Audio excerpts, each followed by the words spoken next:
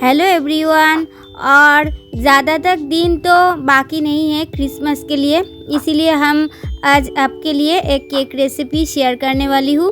और आज हमने आपके साथ बिस्किट और गाजर के साथ ऐसी एक केक रेसिपी शेयर करने वाली हूँ, जिस केक रेसिपी घर पे एक बार ट्राई कर लेने के बाद बार बार ट्राई करने के लिए मन करेंगे और मार्केट से केक खरीदने की मन भी नहीं करेंगे।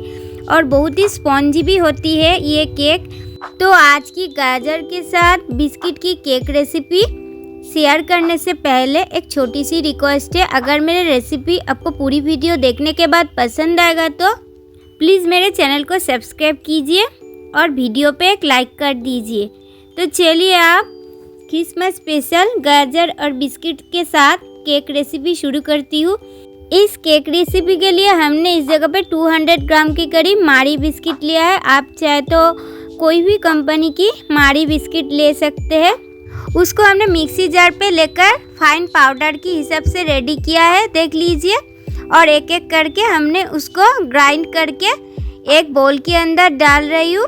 और इसको एक एक करके डाल देने के बाद कुछ चीज़ एक एक करके इसमें डालते रहेंगे। तो पहले हमने इसमें 100 ग्राम के करीब रवा लिया है, नॉर्मल रवा लिया है।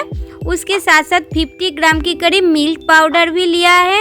और मिल्क पाउडर देने में इस केक रेसिपी बहुत ही बढ़िया बनती है। उसके साथ साथ हमने इसमें मीठापन के लिए शुगर पाउडर इस्तेमाल कर रही हूँ 150 ग्राम के करीब। और मीठा आपकी पसंद, आपको इससे ज़्यादा क्वांटिटी पे मीठा पसंद है तो आप इससे ज़्यादा क्वांटिटी पे भी चीनी ऐड कर सकते हैं। तो देख लीजिए हमने सब सूखे चीज़ों को अब अच्छी तरह से मिक्स कर रही हूँ। और इसको अच्छी तरह से मिला देने के बाद हमने इसमें और क्या क्या चीज़ एक एक करके डालते रहेंगे। वीडियो को आगे बढ़ने से आपको पता चल जाएगा। तो पहले हमने इसमें 200 ml के करीब लिक्विड मिल्क इस्तेमाल किया है। लिक्विड मिल्क देने के साथ साथ हमने इसमें 150 ml के करीब फ्रेश क्रीम इस्तेमाल किया है। हमने इसमें कोई भी एग इस्तेमाल नहीं करूँगी, बिना एग के साथ हमने इस केक रेसिपी को कर रही हूँ। उसके साथ साथ एक बड़े साइज़ की गाजर को हमने अच्छी तरह से ग्रेट करके रखा था। और ग्रेट करके रखा गाजर देने के साथ साथ 1.5 टेबलस्पून भर के हमने इसमें वैनिला फ्लेवर का जो कस्टर्ड पाउडर होती है वो ही इस्तेमाल किया। उसके साथ साथ 1 टेबलस्पून की करीब वैनिला एसेंस भी इस्तेमाल किया है। इसमें केक में एक बहुत ही बढ़िया सी खुशबू आती है। तो सब चीज़ों को हमने अब अच्छी तरह से मिक्स कर रही हूँ, देख लीजिए। हमने इसमें कोई भी पानी वगैरह इस्तेमाल नहीं किया है। और केक की जो बैटर होगा उसको कंसिस्टेंसी को मोटी रखना चाहिए। फिर हमने इसमें 25 ग्राम के करीब कैशू, उसके साथ साथ 50 ग्राम के करीब किशमिश और 30 ग्राम के करीब चेरी को हाफ करके इस्तेमाल किया है। ये सब कुछ को हमने अब अच्छी तरह से मिक्स कर रही हूँ, देख लीजिए। आप चाहे तो इससे ज़्यादा क्वांटिटी पे भी ड्राई फ्रूट्स इस्तेमाल कर सकते हैं। सब कुछ मिक्स कर लेने के बाद हमने इसमें ऑयल इस्तेमाल कर रहे हो। पहले हमने इसमें ऑयल इस्तेमाल करने में भूल गई थी, आप चाहे तो इसमें बटर भी डाल सकते हैं। तो हमने इस जगह पे 30 ml के करीब वाइट ऑयल यानी राइस ब्रान ऑयल इस्तेमाल किया है। ऑयल को हमने अच्छी तरह से बैटर के साथ मिक्स किया है। ऑयल देने के साथ साथ हमने केक को बेक करने के लिए 1/4 टेबलस्पून के करीब बेकिंग सोडा पहले इस्तेमाल किया है। फिर हमने 1 पैकेट के करीब इनो इस्तेमाल किया है। आप चाहे तो इस जगह पे 1 टेबलस्पून भर के बेकिंग पाउडर भी इस्तेमाल कर सकते हैं। वो दोनों चीज़ देने के साथ साथ हमने इसमें थोड़ा सा पानी ऐड किया है, 2 से 3 चम्मच के करीब पानी देने के साथ साथ हमने बैटर को साथ अच्छी तरह से सब कुछ को मिक्स किया है। बैटर अब पूरी तरह रेडी हो चुकी है केक बेक होने के लिए। एक केक टिन लिया है। केक टिन के अंदर हमने देख लीजिए 2 से 3 चम्मच के करीब ऑयल इस्तेमाल कर रही हूँ। ऑयल को हमने अच्छी तरह से हाथों की हेल्प लेकर ब्रश की तरह लगा रही हूँ। और इसको लगा देने के बाद हमने इसमें थोड़ा सा एक मैदा की कोटिंग करूँगी। मैदा को छींटा मार रही हूँ, देख लीजिए। और इसमें क्या होगा, बटर पेपर की जो काम है वो मैदा ही कर देंगे। और केक डीमोल्ड करने के टाइम पर कोई भी दिक्कत भी नहीं आएगा और केक नीचे से जल भी नहीं जाएगा। तो देख लीजिए जो एक्सेसिव मैदा रह गई उसको हमने हटा दिया है। फिर हमने उस केक बैटर को एक एक करके केक टिन के अंदर डाल रही हूँ। और इसको डाल देने के बाद और एक काम को करना होगा, जो काम करना बहुत ही केक बेक करने के लिए इम्पोर्टेंट है।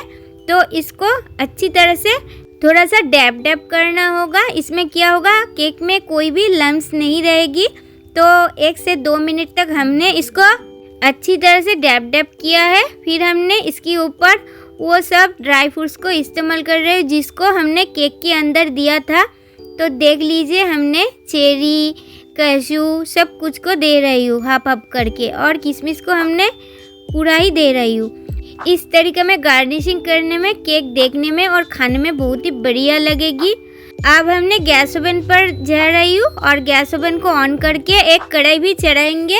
कढ़ाई के अंदर बाली दिया है और उसके अंदर एक स्टैंड भी रखा है। कढ़ाई को हमने 10 मिनट तक प्री हीट किया था हाई फ्लेम पर। फिर हमने उस केक टिन को इसके अंदर बैठा भी दिया है और फिर इसके ऊपर एक ढक्कन भी लगा दूंगी। ढक्कन लगा देने के बाद हमने इसको हाई फ्लेम पर 15 मिनट तक बेक कर लेंगे। फिर हमने इसको 20 से 25 मिनट के लिए मीडियम फ्लेम पर बेक किया था। आप इसको खोल रही हो, देख लीजिए, और खोलकर चेक कर रही हूँ केक अच्छी तरह से बेक हुई है क्या। केक तो बहुत ही अच्छी तरह से बेक हुई है। अब हमने गैस फ्लेम को बंद कर दूंगी और केक को हमने अच्छी तरह से ठंडा कर लेने के बाद डीमोल्ड कर लेंगे। हमने इसको 30 मिनट्स तक वेट किया था ठंडा होने के लिए। फिर हमने इसको कट कर दिखा रही हूँ कितना बढ़िया सी केक बनी हुई है और बहुत ही अच्छी तरह से डीमोल्ड भी हुई है। केक के नीचे पे हमने कोई भी कागज़ यानी बटर पेपर ये वगैरह इस्तेमाल नहीं किया था, इसीलिए कोई भी दिक्कत भी नहीं हुई है। और केक की बैटर बहुत ही मोटी थी, इसीलिए जो ड्राई फ्रूट्स को हमने ऊपर में दिया था वो ऐसे ही था, देख लीजिए, उसमें कोई भी चेंजेस नहीं हुई है। अब हमने केक को कट कर दिखा भी रही हूँ कितना स्पॉन्जी मज़ेदार केक बनी हुई है। और इस तरीका में बिस्किट और गाजर के साथ बिना एग वाला केक बहुत ही बढ़िया बनती है। घर पर एक बार भी ट्राई नहीं किया है तो प्लीज़ एक बार ट्राई करके देख लीजिए। बच्चों से लेकर तक बड़ों सबको बहुत ही पसंद आएगा। तो आज की क्रिसमस स्पेशल कैरेट और बिस्किट की ये केक रेसिपी आपको कैसी लगा प्लीज़ कमेंट करके बताइए। आज की वीडियो हमने यहाँ पे एंड कर रही हूँ। अगले दिन पर भी कोई नया रेसिपी लेकर आपके साथ फिर मिलूंगी। तब तक के लिए बाय बाय, टेक केयर।